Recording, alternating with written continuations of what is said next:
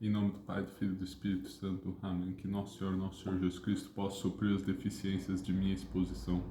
Então, meus caros, mais um vídeo rápido comentando o Dave Armstrong aqui, o seu livro 100 Argumentos Bíblicos contra a Sola Escritura. Vai ser um vídeo rápido também agora, porque eu também vou sair para uma missa. Então, tô querendo espirrar aqui. Então eu vou gravar bem rápido aqui. Lembrando, se inscreva aqui no canal, curta o vídeo, comente aí embaixo o que você está achando, suas sugestões. Confira nossos livros na descrição da editora Assunta, Nosso Senhor de La Salete e Outros Fatos Extraordinários, o comentário às 15 orações de Santa Brígida, link na descrição. Se você estiver se sentindo generoso, deixe o seu pagamento em Pix aí no canal, tem na descrição, pode colaborar aí com a editora aí, né? Mas lembrando que os vídeos aqui sempre serão gratuitos, né? Que mais? Reze por mim então, compartilhe com seus amigos, ative o sininho.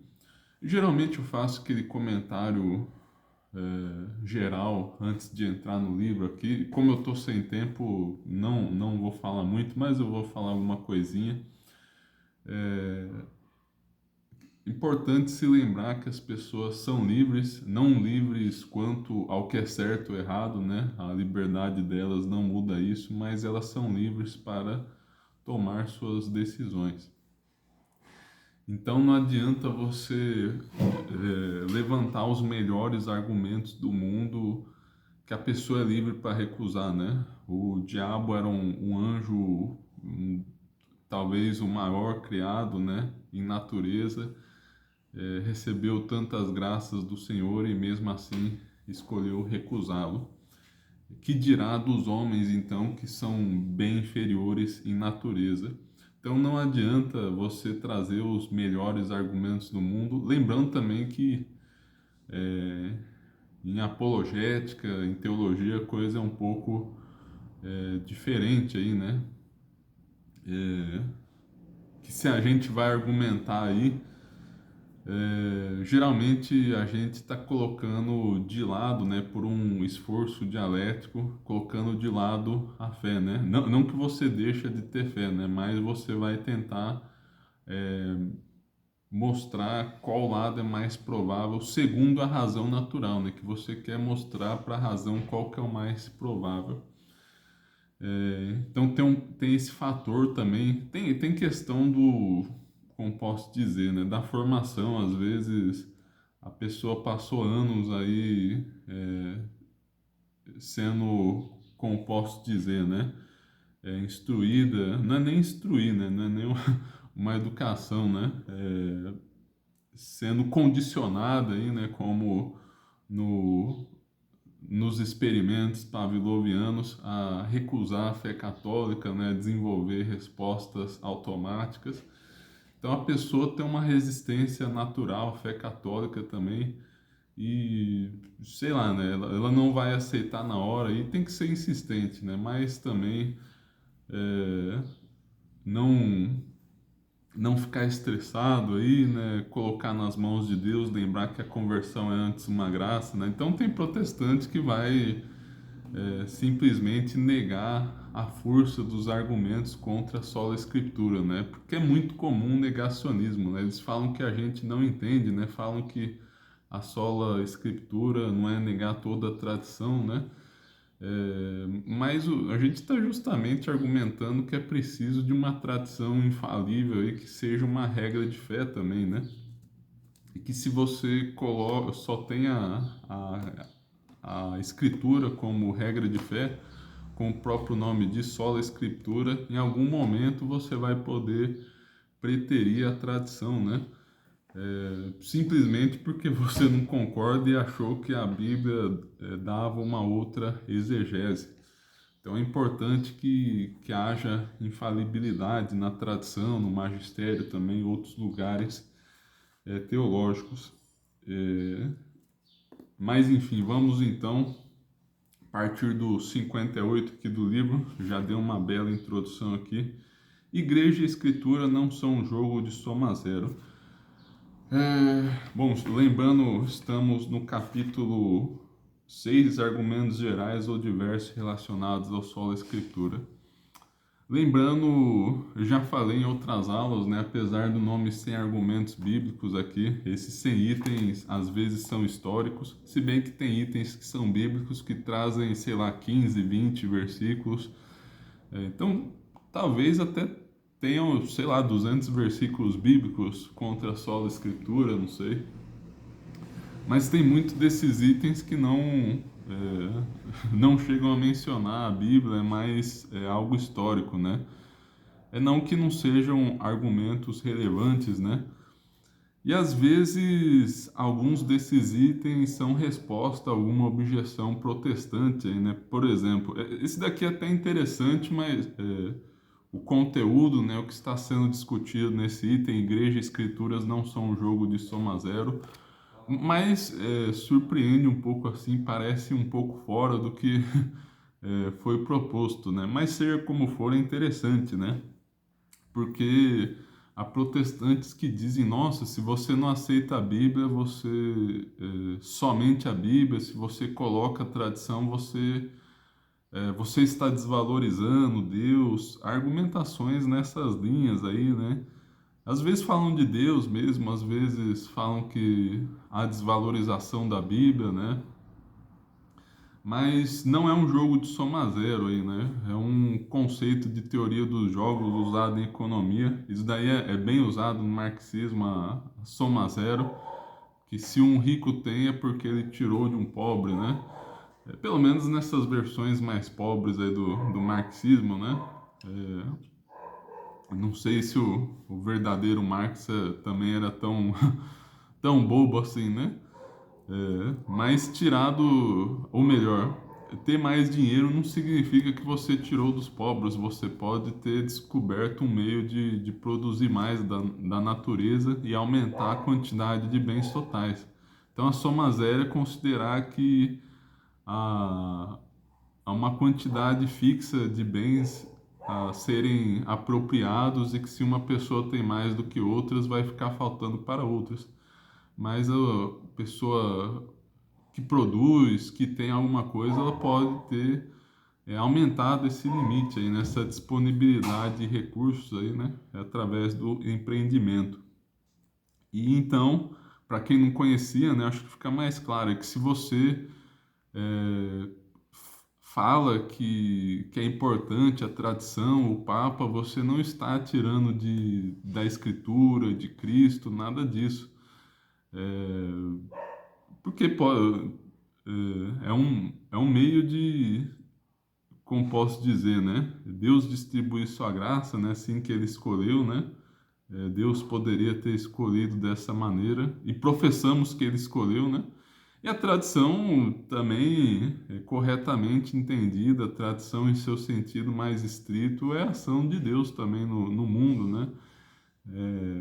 Toda tradição, os atos dos santos, suas palavras, seus escritos, são ação de Deus, né? Então você não está diminuindo a glória do Senhor e não está diminuindo a glória da Escritura. Você é um meio lícito aí de ajudar a entendê-la aí, né?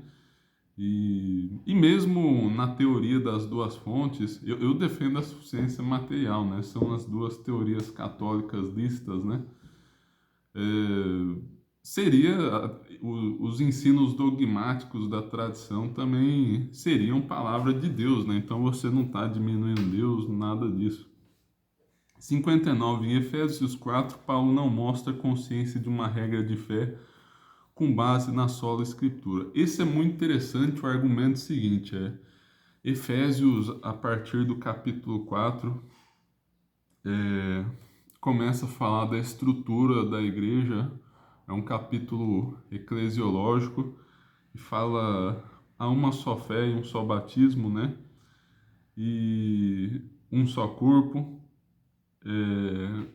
E o esperado nessa condição é falar, sei lá, uma só escritura, né? coisa que fizesse referências à sola escritura, né? Contudo, não faz isso. Ele ainda diz, né, nosso caríssimo São Paulo, é ele que concedeu a uns ser apóstolos, a outros profetas, a outros evangelistas, a outros pastores, a outros doutores, para aperfeiçoar os santos em vista do ministério, para a edificação do corpo de Cristo. É até engraçado, né? Eu não confirmei no grego exatamente qual é a palavra aqui, né? Mas tem aperfeiçoar também, igual aquele versículo que gostam de usar, né? Vamos até tratar de novo aqui nessa série de aulas, né? De 2 Timóteo 3, 16, 17, né? Fala que a Bíblia aperfeiçoa, né? Isso não é indicativo de somente de sola escritura. E temos até um outro bom exemplo aqui, né? Eu até fiz um vídeo sobre o assunto. Na Bíblia é um outro trecho que fala de que a paciência leva à perfeição, então significa que somente a paciência aperfeiçoa, não é preciso ter outras virtudes. Então aqui é dito que essas pessoas que ensinam, que seria o magistério da igreja, aperfeiçoam os santos. Então, muito interessante isso daí, né? E tem todo o contexto, como eu falei, né? Como fala de uma só fé, um só batismo na igreja, era esperado que se falasse da sola escritura, né? Então, um argumento interessante, sutil, de que em trechos onde seria, pelo menos um trecho, né? Um trecho onde seria esperado se falar algo da sola escritura, nada é dito. Item 60. Paulo usa os termos tradição e igreja com mais frequência que escritura e palavra de Deus. Eu devia ter contado aqui, ainda mais levando em conta que eu ia fazer esse vídeo em pouco tempo. Mas enfim, vou deixar que vocês confiram aí o texto. Talvez eu coloque aí depois para vocês analisarem. Se bem que a intenção é que vocês comprem o livro aí, né? Ajudar aí o Dave Armstrong, a editora Cristo Livros. Nossa, eu já trabalhei aqui pro rapaz aqui pro Alessandro. Usa os termos tradição e igreja mais frequentemente do que escritura e palavra de Deus. Então, se fosse somente a escritura, é muito estranho esse padrão aí linguístico, né? Ele apresenta algumas contas aqui, mostra vários versículos e mostra que é um trecho mais frequente. Parte 2, autoridade vinculativa da igreja. Aqui começam argumentos provavelmente mais comuns para os católicos, na verdade até mais fáceis e evidentes para quem lê a Bíblia de maneira imparcial, né? Mas até entendo um pouco essa opção porque o Dave Armstrong possivelmente pensou em não colocá-los imediatamente porque os protestantes teriam alguma rejeição prévia a eles, né? Fruto do condicionamento, né? Não do bom senso. Por exemplo, o capítulo 7 é evidências do Novo Testamento para uma igreja hierárquica e visível com forte autoridade. Aí no 61, a igreja pode ligar e desligar. E tem o famosíssimo Mateus 16, 19, eu te darei as chaves, que 18 em português, né? Eu acho que pode variar um pouco aí conforme a tradução, né? Aqui apresentou 19, no português costuma ser o 18, mas talvez na edição americana seja o 19. Eu te darei as chaves do reino dos céus, e tudo que ligares na terra será ligado no céu. Ah, não, bom, deixa eu terminar aqui, né? E tudo que desligares na terra será desligado no céu. Acho que eu confundi aqui, né? Que tem o Pedro, tuas pedras, sobre esta mesma pedra edificarei a minha igreja, né?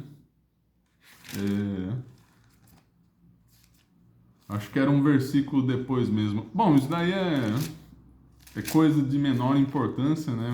O que realmente importa é que na Sagrada Escritura, nosso Senhor Jesus Cristo deu o poder de ligar e desligar. Eu confundi, o 19 era sobre isso, né? Na Bíblia de Jerusalém também.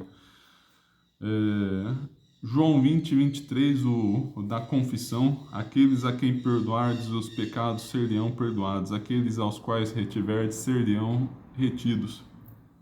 Então Cristo deu autoridade para os apóstolos, né? Tem uma outra passagem interessante aí, né? Ele apresenta outros versículos. Uma coisa que eu não tinha reparado: Paulo liga e julga os pecados do homem. Em 1 Coríntios 5, versículo 3 a 4.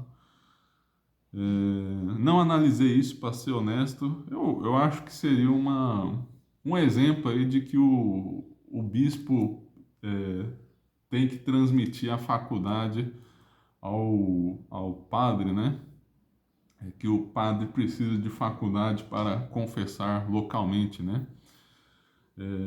Então teria também isso na Sagrada Escritura sobre o bispo conceder faculdades, né? Mas o fato que ligar e desligar foi dado aos apóstolos. Isso é mais quanto a, como posso dizer, né? Questão de disciplina, mas também, por extensão, foi entendido a questão dogmática, né? De discernir o que é fé ou não.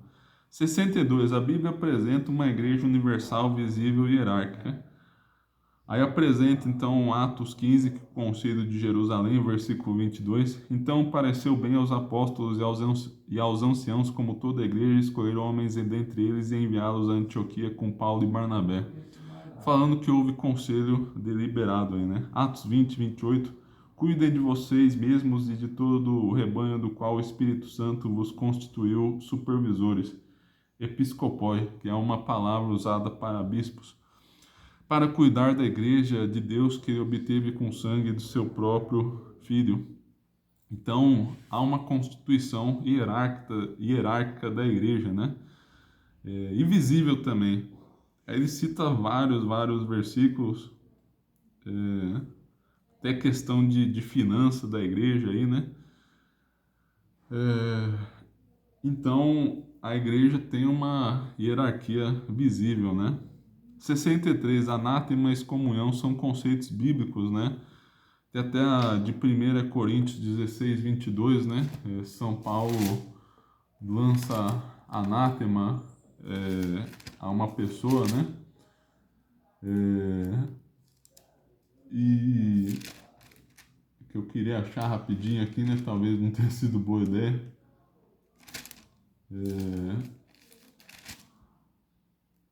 Se alguém não ama o Senhor, seja anátema. É porque a Igreja Católica lança anátemas e sempre tem algum protestante para perguntar: mas onde isso está na Bíblia? 64. As Escrituras também têm áreas problemáticas. Aqui é um item que responde a objeções, né? A ideia é responder: mas a Igreja Católica tem problemas, obscuridades. Até discuti outro dia com um protestante com uma argumentação bem esquisita, que se houve um só pecado entre os papas, assim, né?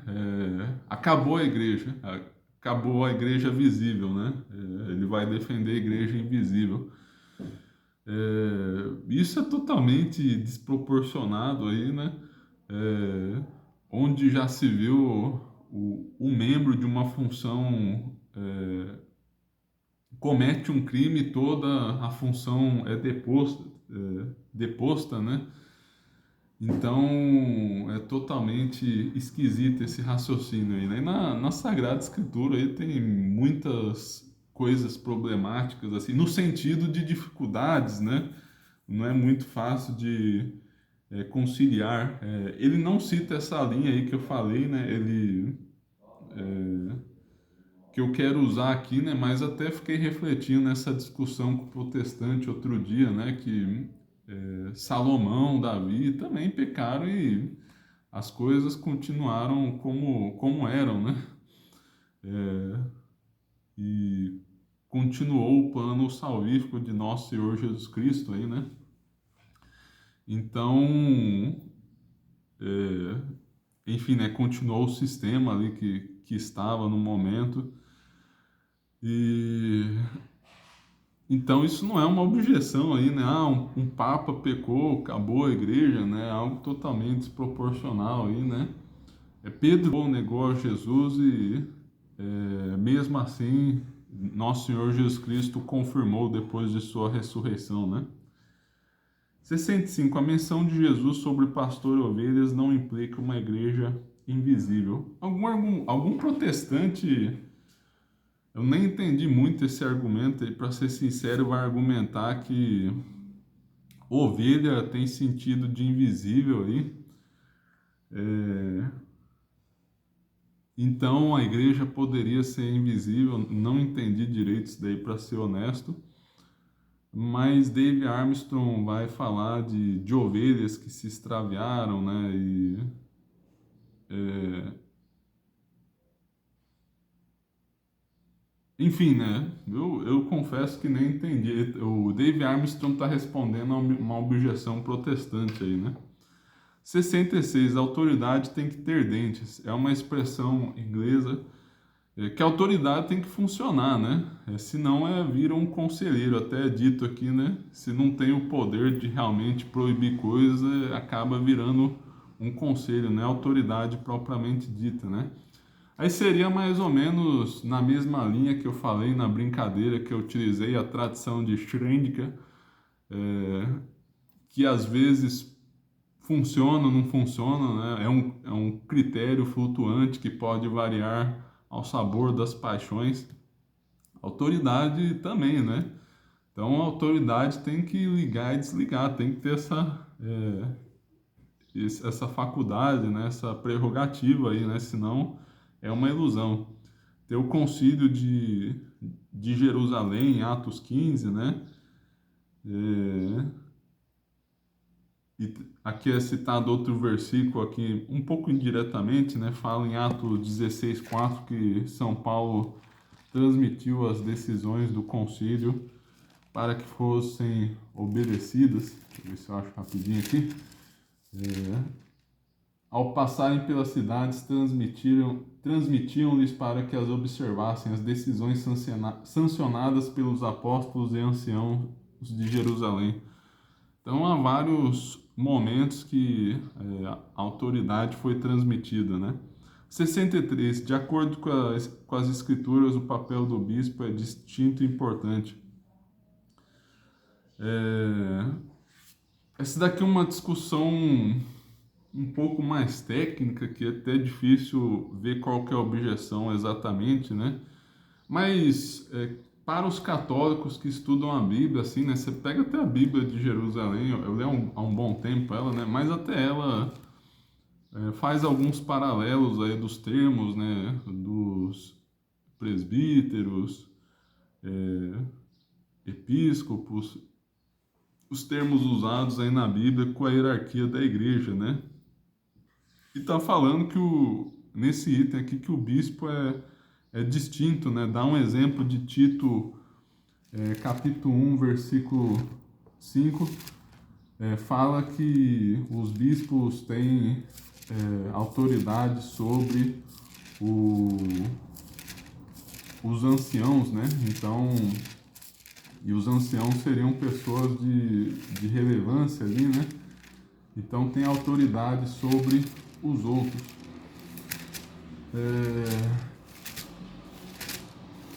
Então são exemplos aí, né? Aqui, ó.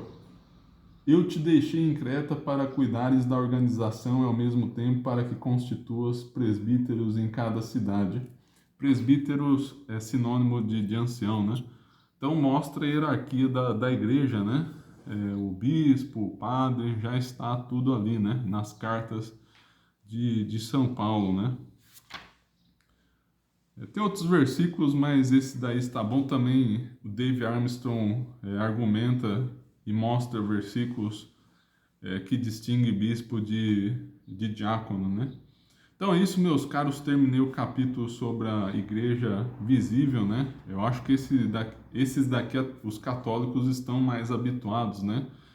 Como eu falei, o Dave Armstrong possivelmente